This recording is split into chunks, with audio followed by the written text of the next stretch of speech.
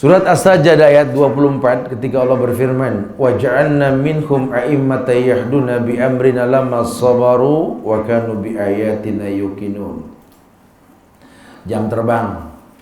Kata Allah, "Wa ja'alna minhum a'immatan yahduna bi amrina lamma sabaru." Dan kami Allah jadikan di antara mereka itu pemimpin-pemimpin yang memberi petunjuk dengan perintah kami ketika mereka sabar. Wa kanu bi ayatina yuqinun, mereka orang yang yakin dengan ayat-ayat kami. Maksudnya apa, Ustaz? Tidak ada pertolongan kecuali mukodimahnya kesabaran. Wa mal ladzatu illa ba'da ta'bi. Tidak mungkin ada kenikmatan kecuali merasakan kelelahan. Jadi kalau memang pengen sukses, sabar. Ini puasa ngajarin kita, kayak kita ngedidik anak baru puasa. Itu kalau udah ngeliat TV iklannya kan bikin orang goncang batin, betulnya. Ayo, minuman, makanan, haus, sabar. Nanti tuh kalau udah pas buka dibahas sama anak, ya. Pas dia udah batal tuh, muka kamu udah ceria nih, kenapa nak? Enak banget buka, tadi nangis, dia sih nggak kuat, dibahas supaya dia tahu next day berikutnya nanti nih, besok harinya itu. Dia ngeliat, ya ingat kemarin ya, kayaknya gini-gini, itu dibahas. Jangan nggak dibahas. Jangan penderitaannya diketawain, jangan lah, anak lagi belajar. Ya. Coba dibahas, pasti kan anak udah mulai kolab tuh kalau pagi nih. Pagi nih berat buat anak, sama asar tuh berat banget. Ya. Nah kita backup tuh kalau kita mau ngedidik mereka sampai mereka iya ya tahu harusnya. Wa ja'alna minhum a'immatan yahduna bi amrina lamma sabaru. Kepemimpinan yang Allah bakal titipkan itu ke orang-orang yang memang bisa bersabar dalam hidupnya. Ya, jadi orang kalau mau jadi pemimpin, jadi orang hebat, memang kalau kira-kira nggak punya jiwa sabar, jangan dah, diktator akhirnya nanti. Kalau kita punya jiwa sabar, fadhal. Anda mau menjadi sebuah pemimpin perusahaan, lihat deh, kita mau nitipin perusahaan sama anak yang mana? Lihat yang sabar. Kalau yang nggak sabar mungkin besar nih perusahaan, cuma frontal, banyak makan korban.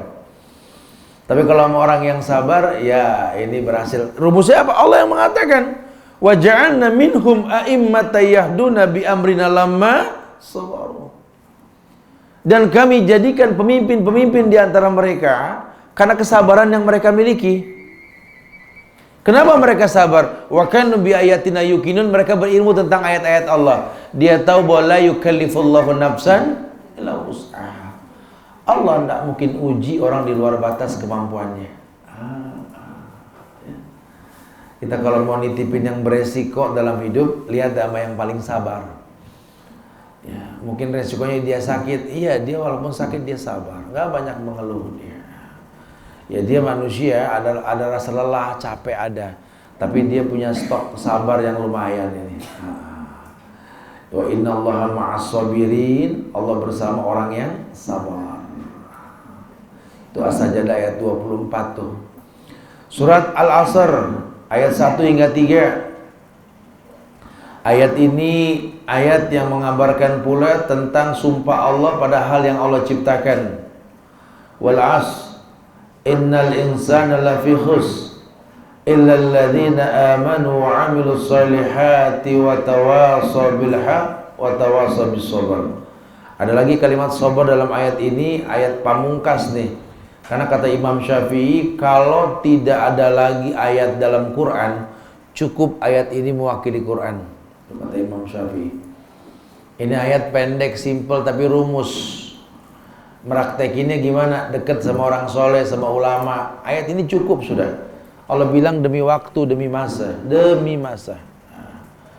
Sesungguhnya manusia itu rugi. Simple kok bahasa Allah. Maksudnya apa? Ya ini demi masa, sesungguhnya manusia itu rugi. Apa kerugiannya, bagaimana? Masa ini ada selesainya. Waktu ini ada selesainya. Tiap manusia harus paham bahwa hidup di atas dunia ini ada waktu. Likulli syai'in ajal. Semua tergantung ajal. Ajal dalam artian di sini bahwa ada batas. Ya, ada batas waktu baterai ini. Ya, ada batas waktu di mana manusia ini tidak selamanya seperti ini. Ya, sampai ulama mengatakan al-waktu kasayf in lam taqta qata'ak. Ya, al-waktu kasayf in lam taqta qata'ak. Waktu itu seperti pedang. Kalau kita nggak memanfaatkannya, waktu yang bakal memotong kita. Akhirnya umur terbuang percuma, raga kita pun makin renta. Makin hari makin sulit berbuat kebaikan. Wa'iyadzubillah wa na'udzubillah. Allah bilang demi waktu manusia itu rugi. Manusia itu rugi. Kecuali orang-orang yang beriman. Kenapa? Karena paling nggak iman deh. Ya dia mungkin nggak banyak berbuat kebaikan, tapi dia orang beriman, cukup sudah. Ilal ladzina amanu wa amilus solihat, syukur-syukur dia bisa beramal soleh. Karena tidak mungkin ada amal soleh tanpa iman. Ya jadi kalau sampai ada orang yang pengen beramal soleh tanpa iman, nggak bisa. Dia orang yang berbuat baik, ya dia orang yang syukur. Dia orang yang berbuat baik. Tapi setiap kebaikan yang dia lakukan, tanpa iman, nggak ada manfaatnya. Ya, orang suruh mengkritisi nih iman. Puasa nih kalau kita nggak beriman, nggak sah puasa kita. Ya, karena yang Allah panggil ya ayyuhalladzina amanu kutiba alaikumussyam. Hai orang yang beriman, diwajibkan atas kalian puasa. Nabinya nekenin lagi, man shoma ramadanan imanan wahtisaban. Orang yang puasa di bulan Ramadan imanan. Bukan bil imani, imanan artinya imannya stabil. Ihtisab, dengan iman dia menghitung-hitung nilai pahala dalam puasa yang dia lakukan, dalam bulan Ramadan yang dia lakukan. Allah jamin apa kata Allah? Ghufira lahu ma taqaddama min dzambi. Allah akan hapuskan dosanya yang telah lampau. Dahsyat tidak tuh? Ya kita kan punya masa lalu. Orang mana nggak punya dosa? Pasti punya lah. Ya, kita pengen ngapus nggak bisa, makin sulit atuh ya. Minta tolong siapa kita? Ya minta tolong sama Allah. Terus gimana kalau saya masuk lubang kubur tuh dosa belum dihapus ya Allah gitu ya? Berarti kan kita butuh Ramadan. Makanya sampai ulama mengatakan kalau seandainya mayit itu boleh meminta sesuatu kepada Tuhannya, dia akan meminta walaupun 1 menit hidup dalam bulan Ramadan. Azim min Ramadan. Karunia Allah kepada umat Muhammad sallallahu alaihi wasallam. Jadi kalau orang menyia-nyiakan Ramadan rugi. Ya Allah rugi. Kita punya kesempatan banyak. Kita pengen bisa dapat pahala Quran saja. Kalau memang kita nggak bisa baca, syukur kalau bisa baca per huruf 10. Kita cari imam yang bagus bacaannya aja. Terus jadi makmum tarawih imam. Qiraatul imam, qiraatul makmum. Bacaan imam, bacaan makmum. Dahsyat gak? Kalau kita mau dapat pahala imam lagi sampai dia betul-betul khusyuk dan nyaman ya, coba fasilitasi imam. Tanya sama DKM-nya, ini imam cabutan apa imam rutin di sini? Di sini Pak. Digaji. Berapa sekian? Bulan ini saya gaji nih imam. Jenius. Paling berapa sih? 1,5 juta sampai 2 juta. Tapi kan bacaan imam pahalanya pahala siapa? Jenius ini orang, cerdas. Tapi saya nggak bisa ngaji, Ustaz. Saya ini orang yang terakhir bukan di lingkungan pesantren. Tobat juga kepala 5, gitu ya. Jadi Iqra 1 saya nggak paham-paham sampai sekarang. Tapi dia punya harta, dia jamin. Wah nggak kebagian saya kalau gitu Ustaz. Ada setelah lain lihat imam tiap 4 rakaat dia minum minuman disiapin yang enakan dikit. Jeruk anget, buat bagusin suara, betul gak? Imam kadang-kadang saya suka merhatiin imam, ya Allah kesian banget, udah capek jadi imam capek loh. Boleh bacanya panjang, dikasih minum ya ilahi rabbi subhanallah. Air mineral gelasnya penyok lagi di pojokan. Kelewatan. Burung kicau aja kita berani mahal beli makanan minumannya, masa imam kalah sama burung kicau? Betul dah. Ya. Coba tuh perhatiin, ada rezeki mic tuh. Mic ini kalau mendem, napas capek. Imam tuh kalau mic-nya bagus, bacanya panjang nggak berasa. Paling kita dikomplain sama yang baru tobat, ya jadi lama dah. Gitu. Walhasil banyak salah, cuma Ramadan hari biasa nggak ketemu loh. Kenapa? Per huruf 10 nilainya. Ayo cerdas-cerdas kita. Ya banyak ya Allah, kita puasa nih nggak maksimal, sering ngomel-ngomel kalau puasa. Ya Allah, masalahnya pekerjaan tuh rame cuma Ramadan doang, jadi ngomel aja kerjaannya gitu ya. Anak-anak udah mulai gede gini. Berarti merasa puasanya ini banyak rofas, banyak fusuk, keganggu, pahalanya berkurang. Tapi dia cerdas, dia kasih makan orang yang puasa. Pahala orang yang puasa, pahala siapa? Pahala dia. Ya. Apalagi memang dia memberi yang dia suka. Selama ini mungkin dia mengkonsumsi sendiri dan dia nikmat sendiri gitu ya. Dia pengen orang lain tahu yang enak tuh yang begini nih gitu loh. Itu orang terawih pakai baju, ya maksud telanjang, beliin dah baju. Keluarga kita, saudara kita tuh ya, yang bikin baju nyaman, yang kita tahu jahitannya di mana, belinya di mana, kasih orang yang buat ibadah. Ya Allah enak banget sih, ini langganan saya makanya kan pahala. Jangan kita udah nggak enak baru ini pakai nih, gitu. Kita udah nggak enak dipakai baru kita kasih orang. Kita lagi nyaman, kasih orang nyaman. Makanan yang nikmat kita makan, kasih orang. Lan tanalul birra hatta tunfiqu mimma tuhibbun. Tidak mungkin kalian mendapatkan kebaikan sebelum menginfakkan yang paling kalian suka. Jadi ukurannya yang paling. Ya, kita pede dengan mukena begini, kerudung begini, teman kita tahu karakternya, beliin yang bikin dia pede, ya, sehingga sholatnya pede. Ya. Ini pahala, ini Ramadan doang lah, bulan lain kita nggak ketemu. Kalau nggak rugi. Illal ladzina amanu wa amilus sholihat, tadi semua amal soleh tuh. Wa tawassaw bil haqq wa tawassaw bis sabr. Nah, momennya tepat, banyak saling memberi nasihat. Baik tentang kesabaran maupun tentang sesuatu yang hak. Jadi broadcast yang kita kirimin itu kalau bisa ke orang-orang tertentu yang pas. Karena kalau semangat aja nge-broadcast juga orang pada pegel, penuh, ngeheng, betul ya. Kirim aja ya Allah ya Karim ya. Ada temannya tipikal orang yang gemar membaca enggan menulis, mau bilang apa ya? Ini coba diperhatiin deh, kira-kira nih kalau saya lempar ke dia manfaatnya apa nih? Kalau nggak bakal manfaat buat apa? Ya, jangan mentang-mentang handphone dia punya memori kuat main kirimin, nggak kebaca. Ini jadi kayak kirimin makanan berbuka buat orang yang punya restoran gitu ya. Nggak dimakan urusan ada. Kita kalau mau ngelempar yang pas, yang bakal dibaca. Ya, teman-teman yang mungkin baru-baru nih yang kita kirim, jangan copy paste berat, jangan. Ya. Ini nggak ada manfaatnya nantinya. Ya, illal ladzina amanu wa amilus sholihat wa tawassaw bil haqq wa tawassaw bis sabr. Ya, tuh Allah sendiri bersumpah demi itu tuh. Tayyib. Kemudian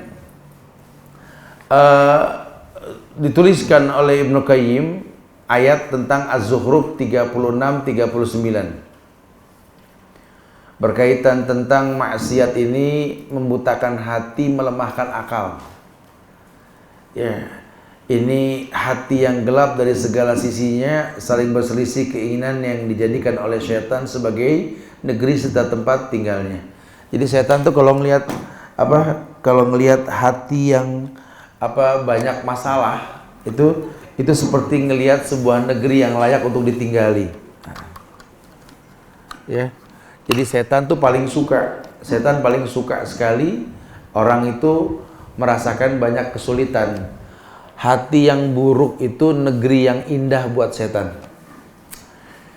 Karena hati ini sentral semuanya. Bukankah suka disampaikan, Rasul pernah bersabda bahwa seluruh anggota tubuh kita ini tiap hari, tiap pagi itu berkata kepada hati, wahai hati, kami tergantung kamu.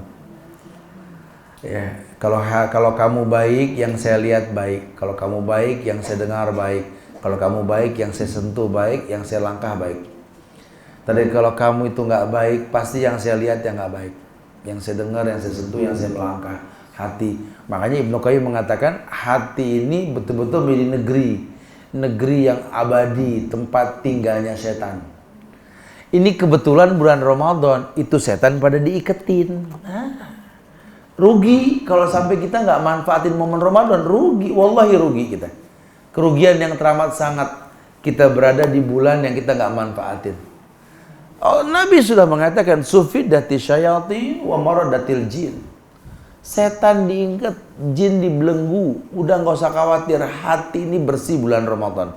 Empati kita tingkat tinggi. Orang yang nggak senang sedekah, Ramadan ngasih. Orang yang nggak suka ngaji, Ramadan dengerin Quran paling nggak gitu loh. Masya Allah ini Ramadan, Masya Allah. Hati orang tuh dibersihin sama Allah. Masuk 1 Syawal dibalikin lagi dah tuh semuanya. Kita kalau pemerhati waktu dan hari, kalau udah mulai takbiran selesai itu 1 Syawal malam, beda rasanya. Oh jauh sekali ya. Buat orang beriman ini nggak dia sia-siakan gimana caranya supaya ya jujur dari tanggal 1 sampai tanggal 20. Teman-teman di kepolisian juga bilang nyaris kasus korupsi nggak ada, penangkapan jarang. Kalau 10 hari terakhir ke sono setan mulai kebuka dah. Ya makanya ditekankan sekali, coba sih dikritisi hal-hal mubah yang lampau yang pernah kita lakukan, niatnya apa gitu loh. Karena kita ini kadang-kadang terkecoh dengan yang mubah. Gara-gara yang mubah berantakan semuanya. Tadi itu contohnya buka puasa bersama. Ya silakan. Itu mubah kok, boleh kok. Tinggal niatnya. Kalau niatnya baik, pahala. Anda buka puasa bersama di rumah, ngapain ngadain buka puasa bersama di rumah? Ya Rasul yang bilang kasih makan orang yang berpuasa kan pahala. Silaturahmi keluarga. Jadi saya tahu di antara mereka yang susah siapa. Di Lala Idul Fitri saya tahu siapa yang saya bantu nanti. Ini orang buka puasanya pahala. Tapi ada juga yang, kamu kenapa buka puasa bersama di rumah? Ya tradisi tiap tahun sih mau bergilir, Ustaz, nggak enak kalau nggak buka gitu ya. Ini makruh ini, karena nggak jelas. Kalau kamu kenapa? Kalau aku sih ya biar pada tahu aja cat rumahku baru gitu. Wah ini yang haram. Ini yang haram nih. Ingetin mukanya nih. Kenapa? Kalau yang namanya mubah tuh tergantung niat. Innamal a'malu binniyat, semua tergantung yang diniatkan. Wa innamal likulli imri'in manawa. Mubah bisa jadi pahala, jadi makruh, jadi haram. Pulang kampung tuh itu mubah, boleh aja. Tapi kalau diikat wajib pulang haram, namanya bid'ah, tidak ada tuh ya. Tapi kalau kita memang pengen manfaatin momen long weekend kita tuh memang Idul Fitri, fadhol. Tapi ada batasan, jangan sampai-sampai gara-gara pulang kampung kita nggak terawih, kita nggak sholat id, ini haram. Karena sholat itu wajib, gitu ya, diatur aja. Itu mubah kok. Kamu kenapa pulang kampung? Ya harus silaturahmi saya sama orang tua. Dan saya juga pengen sekalian ngajarin anak cara nyium tangan yang betul gitu ya. Karena kalau cinta anak, kangen sama orang tua, apa kabar Mas, sehat ya? Ya Allah. Anak-anak kita kan apa kabar Mak? Nah, gitu. Lihat caranya tuh. Ibu jangan dibiarin Bu, anak begini-begini sama ibu. Ini malah lucu dari Hongkong lucu. Ini anak suruh cium tangan. Nih lihat cara mama cium tangan sama nenekmu, lihat nih. Dipeluk, lihat. Silaturahmi sama orang tua Ustaz. Ya, ketemu sama Bu D, Pak D, Bu C, Pak C atau apa macam-macam. Tiap negeri beda-beda lah panggilannya. Iya, fadol. Jadi betul-betul Masya Allah ketemu sama sanak famili yang lain, silaturahmi, pahala gak? Pahala. Loh kamu pulang kampung kenapa kamu? Ya kalau aku sih sebenarnya nggak mau. Cuma kota kosong, kompleks sepi, ada pada iseng sepulang gitu ya. Capek semua nitipin kunci gitu ya, mendingan saya pulang. Ini makruh nih pulang yang begini. Lah kamu pulang kenapa? Ya biar orang kampung tahu saya punya motor matic baru gitu. Ini nggak boleh, mobil baru nggak boleh. Itu riak. Itu riak. Itu ada di masyarakat ya. Perlu dilurusin. Ini hal-hal kayak begini jarang dibahas. Ya saya suka nyampein kayak begini, orang suka bilang Ustaz Subhan bahasannya encer-encer gini. Karena memang ini nyaris nggak dibahas. Tapi ini dosa yang diulang. Gitu loh. Ya, kenapa mesti kita bahas yang tinggi-tinggi, yang remeh kita remehkan? Karena manfaatnya nanti. Ya kita bahas tentang hal-hal yang mungkin tinggi tingkatannya, ada di buku, kita bisa kaji kok, nggak susah. Cuma mana manfaat ilmu kita? Ibu bisa bilang sama si mbak, pulang kampung silakan, tapi kamu manage. Jangan gara-gara pulang kampung kamu nggak sholat. Jangan gara-gara pulang kampung kamu nggak sholat id. Aku izinin kamu sebelum sholat id atau setelah sholat id. Luruskan. Bilang sama orang rumah juga yang mungkin bawa mobil kita untuk pulang kampung. Coba kita atur waktu nih, gimana caranya supaya kita berhenti di waktu-waktu tempat sholat. Dan ingat, kita lagi puasa. Ya, kita kalau sampai memang kita ini nggak terlalu penting-penting banget dan nikmat kita pulang kampung, ya kita jangan sampai batalin puasa, nggak apa-apa. Tapi kalau memang urgent harus pulang kampung, ya nggak kuat kalau nggak batal, ya fadol, hukum asalnya safar boleh batal gitu ya. Tapi kalau jalan-jalan sayang Ramadannya, karena bayarnya pasti rusak dah urusannya dah. Ya coba mulai menjelang berbuka jangan sampai nggak berdoa. Ya kita lagi safar, mustajab doa ya. Jadi banyak hal-hal yang jangan diremehkan. Sifatnya sunnah tapi merusak semuanya. Surat Az-Zukhruf ayat 36-39. Ketika Allah berfirman, "Wa may ya'su an dzikri rahmani nuqayyid lahu syaitanan fahuwa lahu qarin. Wa innakum la yasuddunahum 'anis sabili wa yahsabuna annahum muhtadun. Hatta idza ja'ana qala ya laita baini wa bainaka bu'dal masyriqaini fa bi'sal qarin. Wa la yanfa'akumul yawma idz zalamtum annakum fil adzabi mustarikun." Iya, ayat ini mengabarkan tentang keberadaan syaitan dalam diri kita. Wa may ya'su an zikri rahman, barang siapa yang ya'su, berpaling, an zikri rahman, dari yang namanya mengingat Allah ar-Rahman. Artinya barang siapa yang berpaling dari mengingat kebaikan-kebaikan Allah gitu ya. Nuqayyid lahu syaitanan fahuwa lahu qarin. Allah akan ikat dirinya dengan setan, yang mau nggak mau setan jadi qarin, jadi sahabatnya.